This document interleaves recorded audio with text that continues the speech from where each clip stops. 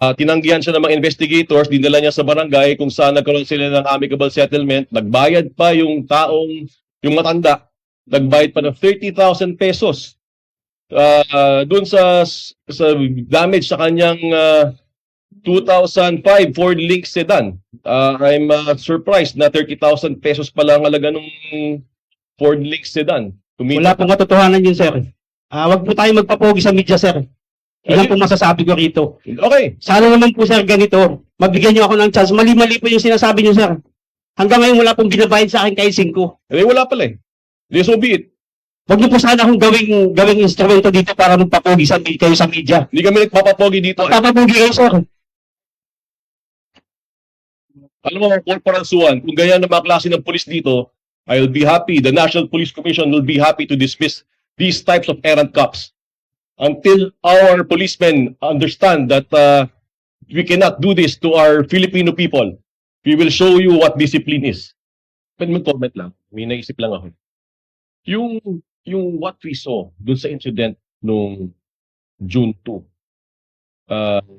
given that nakuhanan siya ng video ng taong bayan, that incident was public. It was very public. And it necessitated also a public response from the NAPOLCO.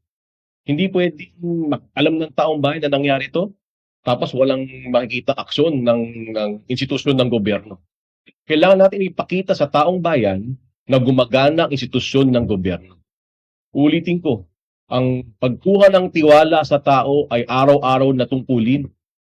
Nating lahat, tayo mga nasa gobyerno, araw-araw yan na duty natin. Kailangan natin ipakita, we have to earn the trust of the Filipino every single day. Hindi pwede yung viral na viral. Winalang niya yung isang matanda, wala tayong gagawin. Hindi pwedeng gano'n. And that necessitates this one. And hindi lang ako commissioner dito. Tayo po ang vice chairman at executive officer ng National Police Commission. Let me stress that. Tayo po ang tagapagpaganap ng opisinang ito. Tayo po ang nagpapakilos ng National Police Commission bilang executive officer ng NAPOLCO. Trabaho po natin ito. Hindi po tayo magdadalawang isip na gawin ang trabaho natin ng tama at mahusay. Dahil tayo po ay pinagkatiwalaan na ilagay dito sa pwestong ito ng taong bayan, pagsisilbihan natin ng maayos ang taong bayan. Kaya kahit magalit pa yung mga gaya niya, wala ho tayong pakialam. Kasi ang boss natin yung taong bayan. Winalang yan yung taong bayan eh. Kailangan ipakita ng gobyerno na may sagot ang gobyerno at gumagana ang institusyon ng gobyerno.